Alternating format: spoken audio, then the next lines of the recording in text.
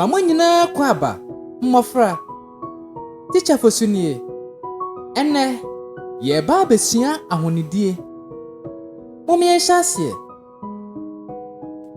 ehun hia se abofra bia betwitwi ne sia nopa ene anwumre nso se ne beye a wosi beye fitaa na ye hwehwe hwam na emoawa bia nso enko wonu mu twitwi wosia nopa ansa na wadidi ukoda na jonso a na wasan so atwitwi wose mate ase amen mummo mmofra afei munkendi machi twitwi wose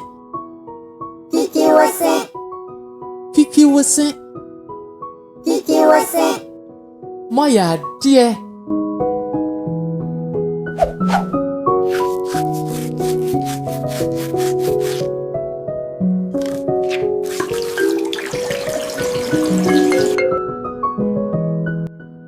afei son adware yade a eho hia ma abofra biara se wo bedware anopa ene anwumre nso adware beboa ama wo ho aye fefeefe na sanso aboa wo ayi wafiri yare bia ho mate ase ana amen mummo enti eho hia se abofra biara bedware anapa ene anwumre nso afei munkendi machi ayi adware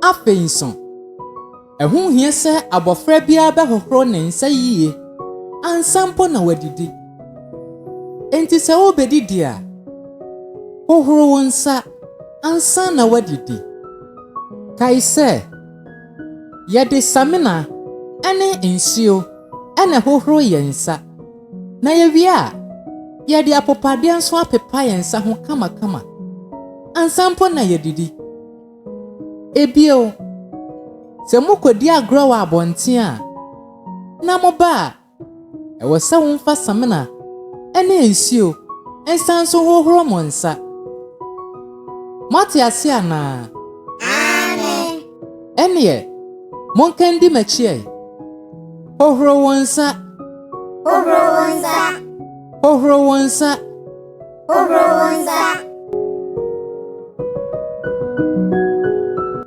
ebie wonso ewo se abofra bia tumi didi yie se ne ebeye a ubenya pomodin mapa na se wo didi nso a yusu apopade epepa wa no ho kama mate ase afei monkendi machi didi yie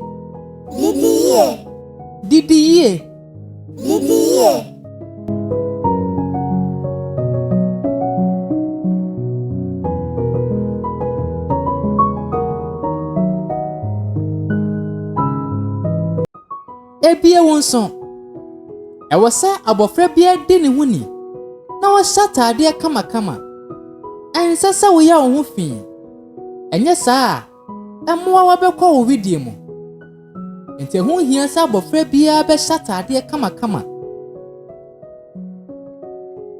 na wo hwe ye se efi bia nkọ ne video mu Me gidi said the Makanyina Mubeti.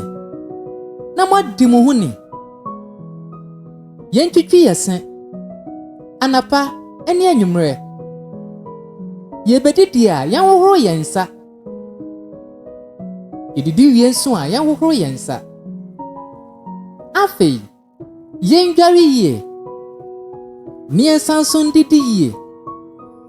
Ebio, yen shata ade kama. Ensa se ye ho fi. Anya saa. Ye be yare. Aha, ana mede mo besie. Medamase. Mama bye. Bye bye.